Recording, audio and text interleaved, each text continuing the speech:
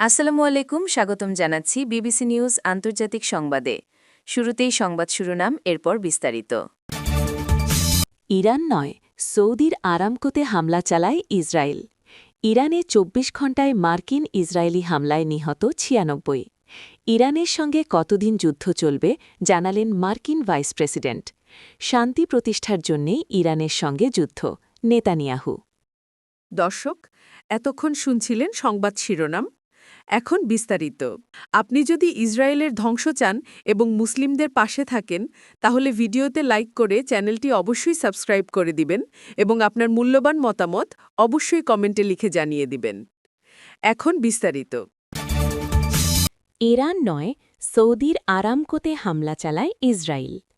Saudi আরবের রিয়াদের আরামকোতে হামলা ছিল একটি ইসরায়েলি ফলস ফ্ল্যাগ বা ভুয়া পরিচয় চালানো গোপন অপারেশন।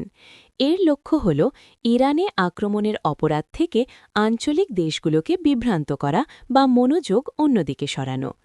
সনিম নিউজকে দেওয়া সাক্ষাৎকারে ইরানের একটি সামরিক সূত্র এ তথ্য জানিয়েছে। ওয়াকিবহাল সূত্রটি আরও বলেছে, ইরান স্পষ্টভাবে ঘোষণা করেছে যে তারা এই অঞ্চলের সমস্ত আমেরিকান এবং ইসরায়েলি সম্পদ স্থাপনাগুলোকে লক্ষ্যবস্তু করবে এবং এখন পর্যন্ত তাদের অনেকগুলোতে আক্রমণ করেছে। তবে আরামকো স্থাপনাগুলো এখনও পর্যন্ত ইরানি হামলার লক্ষ্যবস্তুতে ছিল না। সূত্রটি আরও জোর দিয়ে বলেছে, গোয়েন্দা সূত্রের দেওয়া তথ্য অনুযায়ী সংযুক্ত আরব আমিরাতের ফোজাইরা বন্দরও ইসরায়েলের পরবর্তী লক্ষ্যবস্তুগুলির মধ্যে একটি এবং এই শাসক গোষ্ঠী এটি আক্রমণ করার ইচ্ছা পোষণ করে। ইরানে ২৪ ঘণ্টায় মার্কিন ইসরায়েলি হামলায় নিহত ৯৬।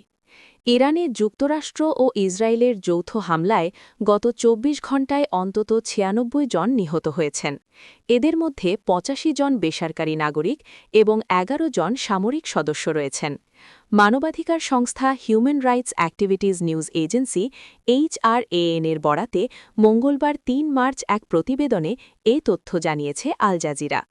ওয়াশিংটন ডিসি ভিত্তিক এই সংস্থাটি জানায়, সর্বশেষ হিসাব অনুযায়ী গত ২৮ ফেব্রুয়ারি শুরু হওয়া যুক্তরাষ্ট্র ইসরায়েলের পর থেকে ইরানে এখন পর্যন্ত মোট বেসরকারি নিহতের সংখ্যা বেড়ে অন্তত ৭৪২ জনে দাঁড়িয়েছে। নিহতদের মধ্যে ১৭৬ জন শিশু রয়েছে বলেও উল্লেখ করেছে সংস্থাটি। ইরানের সঙ্গে কতদিন যুদ্ধ চলবে জানালেন মার্কিন ভাইস প্রেসিডেন্ট। ইরানের সঙ্গে চলমান সংঘাত বছরের পর বছর ধরে টানার কোনো পরিকল্পনা যুক্তরাষ্ট্রের নেই বলে জানিয়েছেন দেশটির ভাইস প্রেসিডেন্ট জেডি ভ্যান্স। মার্কিন সংবাদ মাধ্যম ফক্স নিউজকে দেওয়া এক সাক্ষাৎকারে তিনি বলেন, প্রেসিডেন্ট ডোনাল্ড ট্রাম্পের একটি স্পষ্ট লক্ষ্য, ইরান যেন কখনোই পারমাণবিক অস্ত্র তৈরি করতে না পারে। ভ্যান্স বলেন, প্রেসিডেন্ট শুধু তার দ্বিতীয় মেয়াদের প্রথম ৩-৪ বছর ইরানকে ঠেকিয়ে রাখতে চান না, তিনি নিশ্চিত করতে চান ইরান যেন কখনোই পারমাণবিক অস্ত্র না পায়, আর এর জন্য ইরানি শাসন ব্যবস্থায় আমূল পরিবর্তন প্রয়োজন। ইরাক বা আফগানিস্তানের মতো দীর্ঘস্থায়ী যুদ্ধের অভিজ্ঞতার পুনরাবৃত্তি হবে না উল্লেখ করে ভ্যান্স বলেন, ডোনাল্ড ট্রাম্প এই দেশকে কোনোভাবেই বহু বছরের দীর্ঘ কোনো সংঘাতে জড়াতে দেবেন না। শান্তি প্রতিষ্ঠার জন্যেই ইরানের সঙ্গে যুদ্ধ, নেতানিয়াহু। ইরানের বিরুদ্ধে চলমান যুদ্ধ মধ্যপ্রাচ্যের শান্তির পথ খুলে দিতে পারে বলে মন্তব্য করেছেন ইসরায়েলি প্রধানমন্ত্রী বেনিয়ামিন নেতানিয়াহু।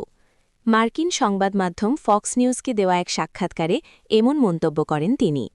দ্রুত ও সহজ অভিযানের প্রতিশ্রুতি সত্ত্বেও যুক্তরাষ্ট্র ও ইসরায়েল দীর্ঘমেয়াদী সংঘাতে জড়িয়ে পড়তে পারে এমন আশঙ্কাকে গুরুত্ব দেননি নেতানিয়াহু। তিনি বলেন, বর্তমান সংঘাত ভবিষ্যতে ইসরায়েল ও অঞ্চলের আরও কয়েকটি দেশের মধ্যে সম্পর্ক স্বাভাবিক করার নতুন চুক্তির পথ তৈরি করতে পারে। নেতানিয়াহু বলেন, আমি ও ডোনাল্ড ট্রাম্প মিলে আব্রাহাম অ্যাকর্ডস এগিয়ে নিয়েছিলাম, যার মাধ্যমে ৪টি আরব দেশের সঙ্গে ৪টি শান্তি চুক্তি হয়েছিল। এখন ইরানের বিরুদ্ধে একসঙ্গে কাজ করে আমরা আরও অনেক শান্তি চুক্তি করতে পারি।